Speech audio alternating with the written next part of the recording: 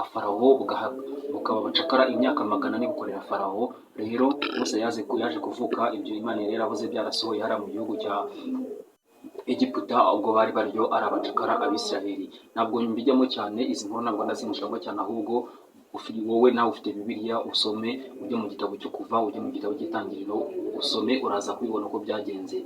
Uyu witwa Mose rero yaje kuvuka yavukanaga n'umukobwa witwaga Miriyamu. Aza kuvuka Farawo amaze iminsi atanze itegeko ko abana b'abahungu bose bagomba kwicwa, kubera ko Farawo yabonaga ko Abisirayeli aribo bagiye kuzagwira mu gihugu cya Egiputa bakaza kukizungura. Mama wa Mose rero yaramubyaye, abona ko bazamwica. Abonye ko bazamwica aravuga kugira ngo bamwicire mu maso, reka njye kumujugunya mu ruzi. Amujyana mu ruzi, noneho amugejeje amubohera akato gato amuterekamo, amujugunya mu ruzi. Amaze kumujugunya mu ruzi rero, ubwo gashiki ka Mose gasigara ngo kazi kureba ko baza kwica musaza wako. Haza kumanuka umukobwa wa Farawo, ubwo icyo cyari kimwishe. Ahageze abona akato keza cyane, abaja be baragafungura basanga arimo akana keza. Umwana wa Farawo aravuga ati kano kana ni mukampe, ni keza cyane ndagakunze, kandi ari Mose. Amugejeje mu rugo Farawo ati sinabyemereye, umwana turamwica. Noneho umukobwa wa Farawo aravuga ati kugira ngo unyicire akana nitoraguriye mu mazi nanjye wanyica tukagendana. Farawo ari ku mwana, Mose aza kurokoka gutyo.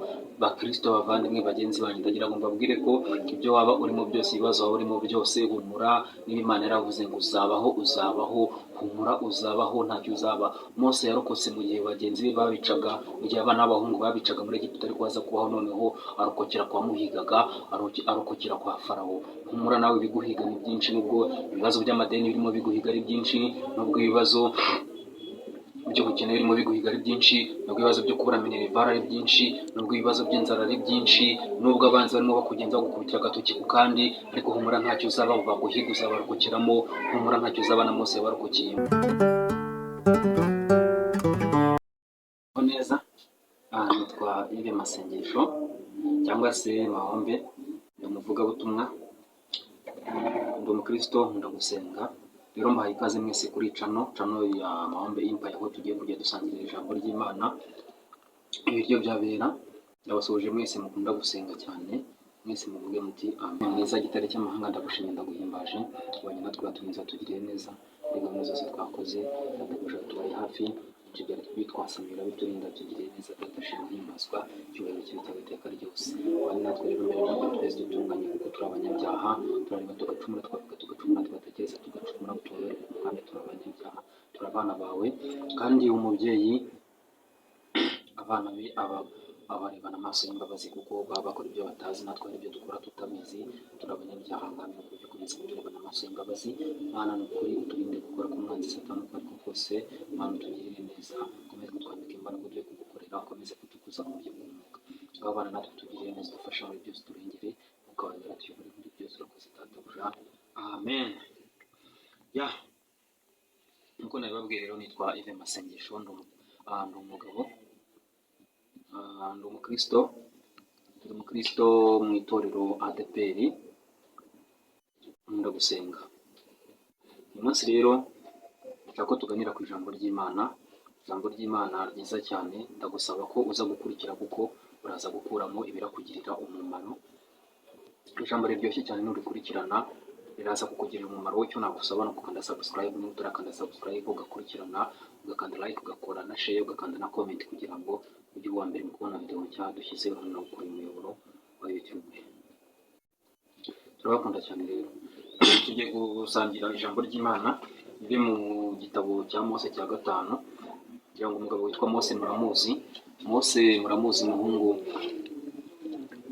umuhungu wavukiye hariya i Yerusalemu, aje kuvuga igihe Abisirayeli bari mu kaga gakomeye cyane, ubwo bari barabaye abacakara kwa Farawo. Bari baragiye kwa Farawo, murabizi ko bagiye igihe Yosefu yari yaragiyeyo, inzara ikaza gutera muri Isirayeli, bakaza kujya bagiye guhaha, bakaza guhurirayo na Yosefu akabafungurira.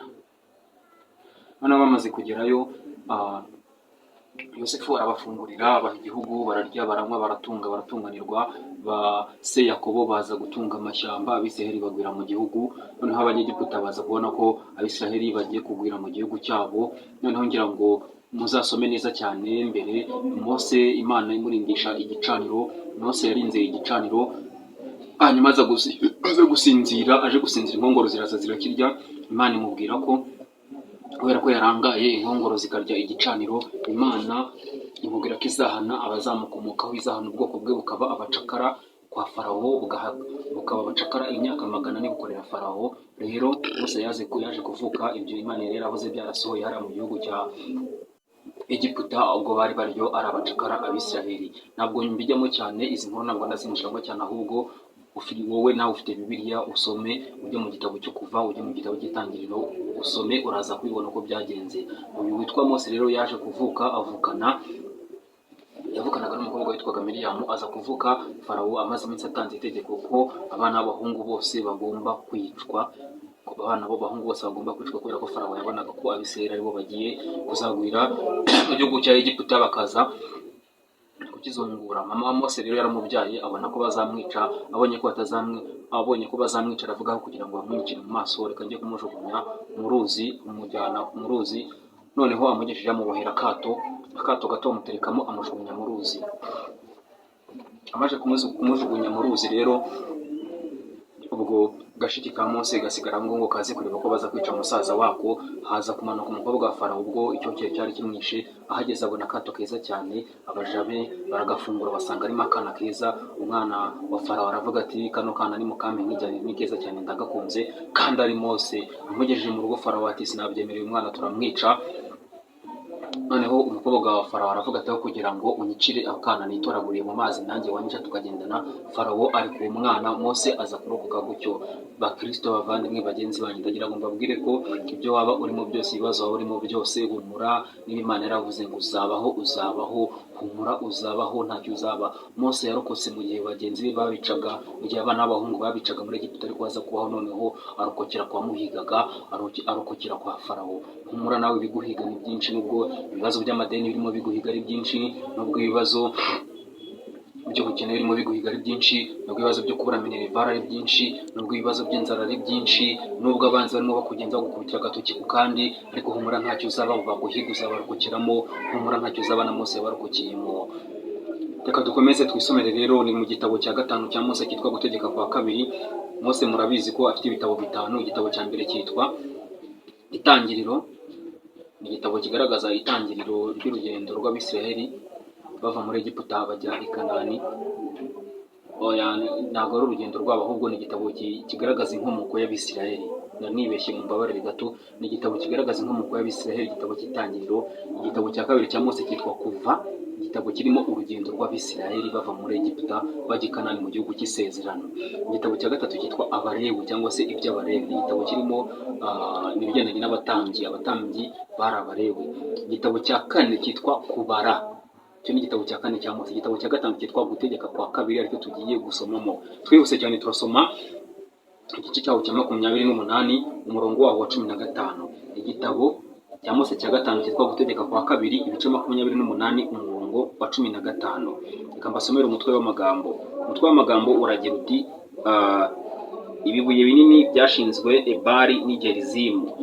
Twisomere umurongo wa 15, igice cya 28. Haranditse ngo ariko nutumvira Uwiteka Imana yawe ngo witondere amategeko yayo, iyi mivumo yose izakuzaho ikugereho. Kadukomeze umurongo wa 16. Uzaba ikivume mu mudugudu, uzaba ikivume mu mudugudu, uzaba ikivume mu mirima. Hazavumwa igitenga cyawe n'ikibo uvugiramo. Hazavumwa, tugeze 18, hazavumwa imbuto zo mu nda yawe n'imyaka yo mu butaka bwawe. Imyaka yo mu butaka bwawe no kororoka kw'inka zawe n'ukw'imikumbi yawe. 19. Uzavumwa mu majya no mu maza. 20. Uwiteka azakoherereza umuvumo no guhagarikwa umutima no kubwirwa ibyago bizaza mu byo ugerageza gukora byose, kugeza aho uzarimbukira ukamarwa vuba, aguhora ibyaha bikomeye uzaba ukoze byo kumwimura. 21. Uwiteka azaguteza mugiga itakuvaho ageze aho azagutsembera ugashira mu gihugu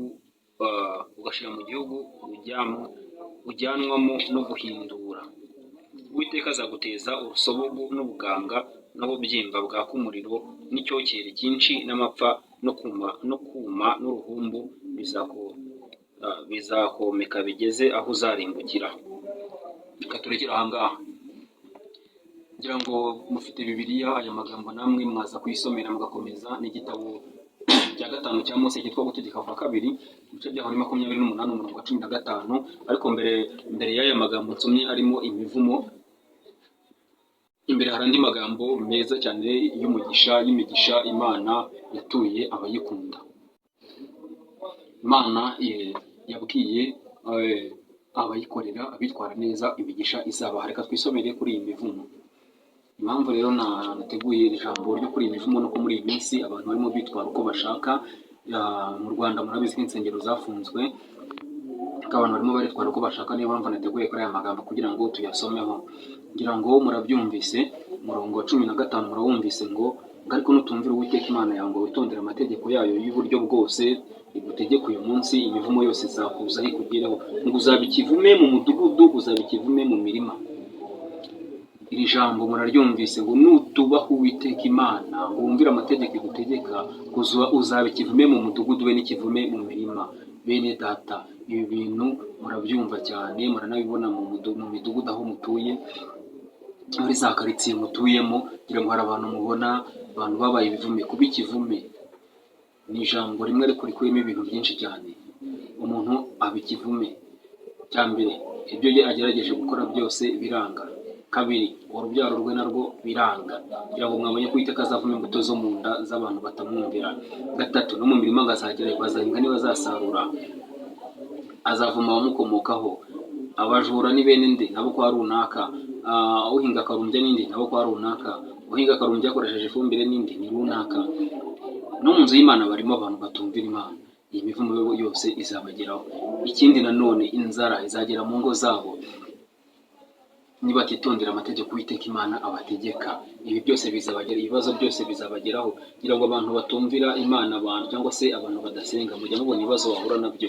Ushobora kubabona inyuma, ukabona aratohagiye, ukabona ameze neza cyane, ariko nta mahoro aba afite, kubera ko Imana ntibimubona imbere yayo, ntibimubona mu bayo. Hari umuvugabutumwa wigeze kuvuga, yarimo abwiriza, aravuga ati isengesho ry'umunyabyaha iyo rizamutse rikagera imbere y'Imana, Uwiteka aravuga ati aramenye, uwo simuzi aramenye uwo simushaka.